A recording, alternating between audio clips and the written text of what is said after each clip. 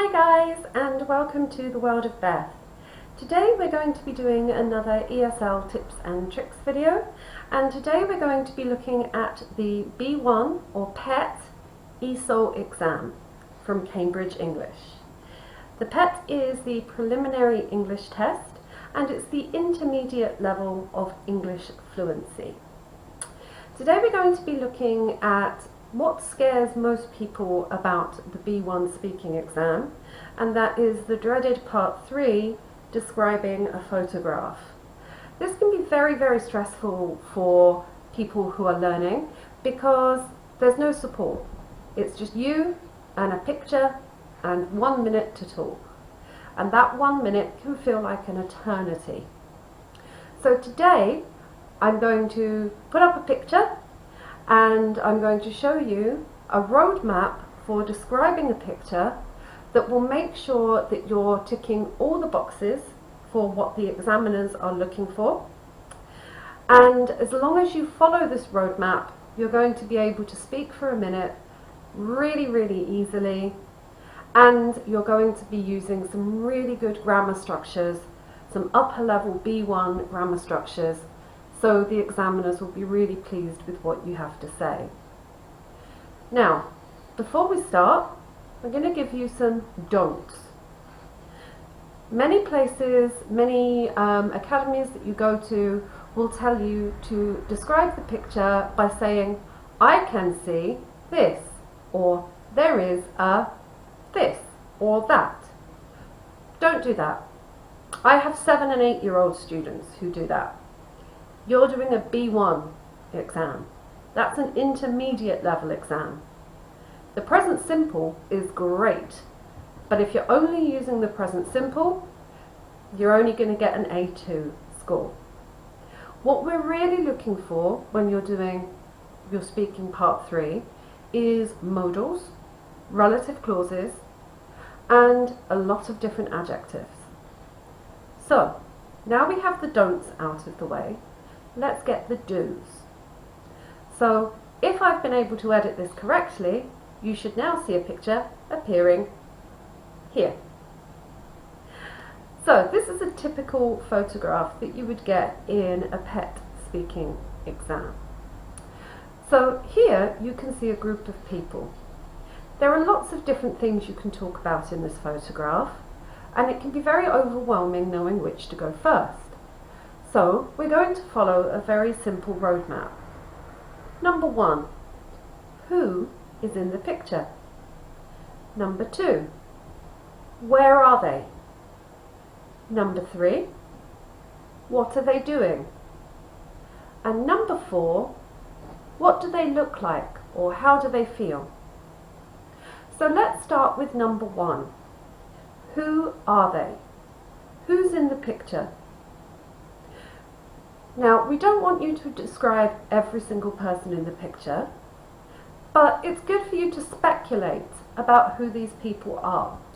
So, for example, with this picture, you could say, this picture shows a group of young people. There are 2 boys and 2 girls. Perhaps, modal verb, perhaps the girls are sisters, as they look very similar. I think they are probably, modal verb, I think they are probably university students because they're quite old, but they've got books and laptops with them. So that's who they are. Notice I used speculative modal verbs, probably and perhaps. This means that you can show speculation about who is in the picture. You can't be wrong because we don't know. So make sure you're putting a couple of those in. However, one note, if it's obvious who is in the picture, for example, it's a mother and a child, don't speculate. Don't say, it might be a mother and a child. Be concrete. It shows a mother and her child. Okay, moving on to step 2. Where are they? Now, if we look at this picture, you couldn't really see much about where they are. However, what you can do again is speculate. So, the people are sitting on the grass. Maybe it's at a university campus because they look like they're students. Or perhaps they're in a park. Again, we're using speculation to say where we think they might be. I personally would say this is a university and that they're students. So I would go with maybe they're at a university campus and they're sitting outside on their break. Now we move over to the third part, which is what are they doing? Well, let's have a look at the photograph. They're not really doing much. So describe what you can see. For example, they're sitting on the floor and the girl who is wearing the black shirt and jacket, relative clause, has got a laptop. So maybe they are all studying for a project together. Or perhaps it's their break and they're watching videos on YouTube. So here you can give options as to what they're doing. Also, notice the use of a relative clause. The girl who is wearing the black shirt and jacket. This way, you're showing the examiner you can describe the picture without touching it. You must not touch the picture during the exam. You can only use your voice to describe it. So using the relative clause is a really good way of letting them know who you're talking about. Now let's look at somebody else. The boys are both smiling. Maybe one of the girls has just told a joke or has said something funny. Maybe it's their lunchtime and they're just relaxing before their next class. So here we go, we've said a couple of things that they could have been doing. This shows the examiners that you know a wide range of vocabulary and you can speculate about what it is they are doing, who they are, and why they're there. So far we've covered the first 3 parts of the roadmap for speaking part 1. And that is who they are, where they are, and what they are doing. Now we have number 4, which is how are they? How do they feel? Are they happy? Are they sad? So we've mentioned that they're laughing, so they're obviously happy. So here we're going to choose a particular person. Let's take the man who is wearing the blue shirt. The man who is wearing the blue shirt is really smiling. He's looking at the girl who is wearing the grey shirt, so maybe she has said something funny. Now we've used our relative clauses a couple of times to describe their feelings. Now, if you still think you haven't done enough and you've got more to go before your minute runs out, here try describing the time of year that it is.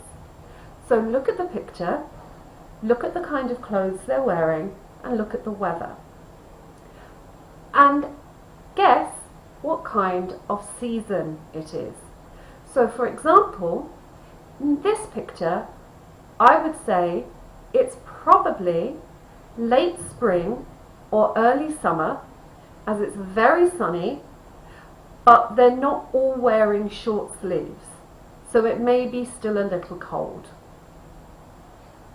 So here you're showing your knowledge of clothing vocabulary, weather, and seasons. And it's a nice way just to round off what you've been saying during your 1 minute. So let's cover that roadmap once more. Who? is in the picture. Remember, speculate only if you can. If it's obvious who is in the picture, don't speculate. Where are they?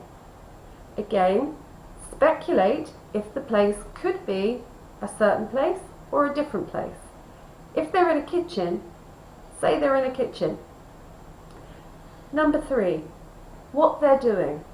This one you can have the most fun with. Here you can use your relative clauses to describe what different people are doing or how different people are acting. Number 4, how they're feeling. Are they happy? Are they sad? Why? Again, use speculation modals here. So maybe the girl in the grey shirt has said something funny. And last of all, if you want to say something else, just in case your minute's not up, talk about the weather, talk about the clothes they're wearing, and what that tells you about what season it might be. So is it sunny? Is it cloudy? Does it look cold? Are they wearing summer clothes or winter clothes? Are they wearing short sleeves or jackets with long sleeves? And if you follow that roadmap, who are they? Where are they? What are they doing? How are they feeling? And if you need to, clothes and style and season, you will definitely come to the end of your minute and you will have given the examiner some nice high-level grammar and vocabulary that will help you sail through the part 3 of the B1 speaking. I do hope this video has been helpful for you. If it has, please give a like and subscribe, and I will be sharing new videos every week for more ESL tips and tricks. And if there's anything you would like to see me cover about the exams or grammar points or vocabulary, please leave a comment in the description below and I will make a response video as soon as I can. That's it for today. Thanks for joining me. Take care and bye bye.